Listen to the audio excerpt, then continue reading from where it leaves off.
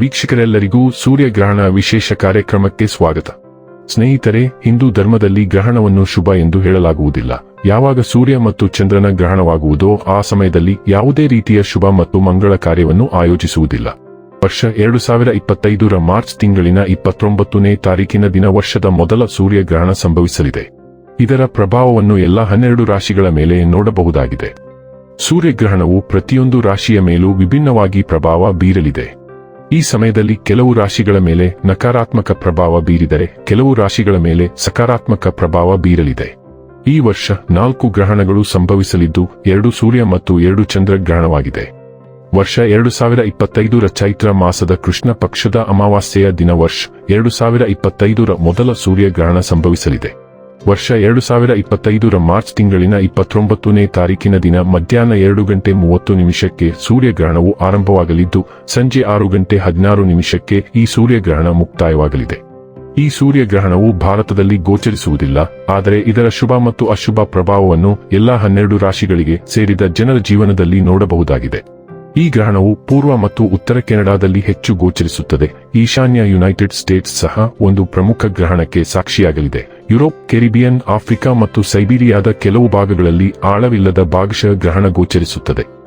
ಐಸ್ಲ್ಯಾಂಡ್ನ ರೇಕ್ಜಾವಿಕ್, ಉತ್ತರ ಮತ್ತು ದಕ್ಷಿಣ ಅಮೆರಿಕಾದಲ್ಲಿ, ಪಶ್ಚಿಮ ಯುರೋಪ್ ಮತ್ತು ವಾಯುವ್ಯ ಆಫ್ರಿಕಾದಲ್ಲಿ ಬೆಳಗಿನ ಮಧ್ಯದಿಂದ ತಡವಾಗಿ ಕಾಣಿಸಿಕೊಳ್ಳಲಿದ್ದು, ಪೂರ್ವ ಯುರೋಪ್ ಮತ್ತು ಉತ್ತರ ಏಷ್ಯಾದಲ್ಲಿ ಮಧ್ಯಾಹ್ನ ಅಥವಾ ಸಂಜೆ ಆರಂಭದಲ್ಲಿ ಕಾಣಿಸಿಕೊಳ್ಳಲಿದೆ.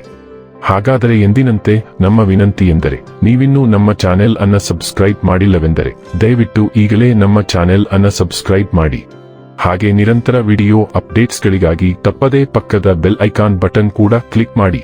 ವಂಶ ಪಾರಂಪರ್ಯ ಜ್ಯೋತಿಷ್ಯರು ನಂಬರ್ 1 ವಶೀಕರಣ ಸ್ಪೆಷಲಿಸ್ಟ್. ವಿಪಿ, ಉದ್ಯೋಗ, ಮದುವೆ, ಹಣಕಾಸಿನ ಸಮಸ್ಯೆ, ವ್ಯಾಪಾರ, ಆರೋಗ್ಯ ಸಮಸ್ಯೆಗಳಿಗೆ ಫೋನಿನ ಮೂಲಕ ಪರಿಹಾರ.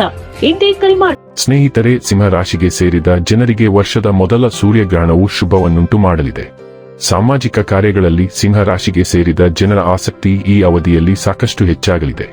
ಸಿಂಹ ರಾಶಿಗೆ ಸೇರಿದ ಜನರು ಹೂಡಿಕೆಯನ್ನು ಮಾಡುವ ಬಗ್ಗೆ ಯೋಜನೆಯನ್ನು ರೂಪಿಸುತ್ತಿದ್ದರೆ ಈ ಅವಧಿಯಲ್ಲಿ ನಿಮಗೆ ಸಾಕಷ್ಟು ಲಾಭ ದೊರಕುವ ಸಂಭವ ಇದೆ. ವೃತ್ತಿ ಜೀವನಕ್ಕೆ ಸಂಬಂಧಿಸಿದ ಜನರಿಗೆ ಯಶಸ್ಸು ಲಭಿಸುವ ಸಂಭವಿಸಿದೆ. ವ್ಯಾಪಾರವನ್ನು ಮಾಡುವ ಸಿಂಹಗೆ ಸೇರಿದ ಜನರಿಗೆ ಈ ಸಮಯವು ಮೊದಲಿಗಿಂತ ಉತ್ತಮವಾಗಿರುವುದು. ಹಾಗಾಗಿ ಈ ಅವಧಿಯಲ್ಲಿ ನೀವು ಯಾವುದೇ ರೀತಿಯ ಒತ್ತಡಗಳಿಂದ ದೂರವಿರುವುದು ಉತ್ತಮ. ಸಂಬಂಧಗಳು ಮೊದಲಿಗಿಂತ ಸೂರ್ಯಗ್ರಹಣದ ಈ ಅವಧಿಯಲ್ಲಿ ಉತ್ತಮವಾಗಿರುವುದು. ಈ ಅವಧಿಯಲ್ಲಿ ಸಿಂಹ ರಾಶಿಗೆ ಸೇರಿದ ಜನರ ಖರ್ಚು ಕಡಿಮೆಯಾಗಬಹುದು ಮತ್ತು ಆರ್ಥಿಕ ಸ್ಥಿತಿ ಮೊದಲಿಗಿಂತ ಸಾಕಷ್ಟು ಉತ್ತಮವಾಗಿರಲಿದೆ. ಸಿಂಹ ರಾಶಿಯವರಿಗೆ ಈ ಸೂರ್ಯಗ್ರಹಣವು ತುಂಬಾ ವಿಶೇಷವಾಗಿರುತ್ತದೆ. ನ್ಯಾಯಾಲಯದ ಪ್ರಕರಣಗಳಲ್ಲಿ ಯಶಸ್ಸನ್ನು ಸಾಧಿಸಲಾಗುವುದು, ಅಪೂರ್ಣ ಕೆಲಸಗಳು ಪೂರ್ಣಗೊಳ್ಳುತ್ತವೆ, ಸಮಾಜದಲ್ಲಿ ಗೌರವ ಹೆಚ್ಚಾಗುತ್ತದೆ, ಹಿರಿಯರಿಂದ ಉದ್ಯೋಗದಲ್ಲಿ ಬೆಂಬಲ ಸಿಗುತ್ತದೆ, ವೈವಾಹಿಕ ಜೀವನದಲ್ಲಿ ಮಾಧುರ್ಯ ಇರುವುದು. ವೀಕ್ಷಕರೇ, ಇದಾಗಿತ್ತು ಸಿಂಹ ರಾಶಿಯ ಜಾತಕದವರ ಸೂರ್ಯಗ್ರಹಣ ಫಲದ ಮಾಹಿತಿ ಇಷ್ಟವಾದರೆ ವಿಡಿಯೋವನ್ನು ಲೈಕ್ ಮತ್ತು ಶೇರ್ ಮಾಡಿ. ಜೈ ಶ್ರೀರಾಮ್. ಕಾಮೆಂಟ್ ಬಾಕ್ಸ್ನಲ್ಲಿ ಬರೆಯಿರಿ. ಹಾಗೆ ಚಾನೆಲ್ ಸಬ್ಸ್ಕ್ರೈಬ್ ಮಾಡುವುದರ ಜೊತೆಗೆ ನಿರಂತರ ವಿಡಿಯೋ ಅಪ್ಡೇಟ್ಸ್ಗಳಿಗಾಗಿ ಪಕ್ಕದ ಬೆಲ್ ಐಕಾನ್ ಕ್ಲಿಕ್ ಮಾಡಿ.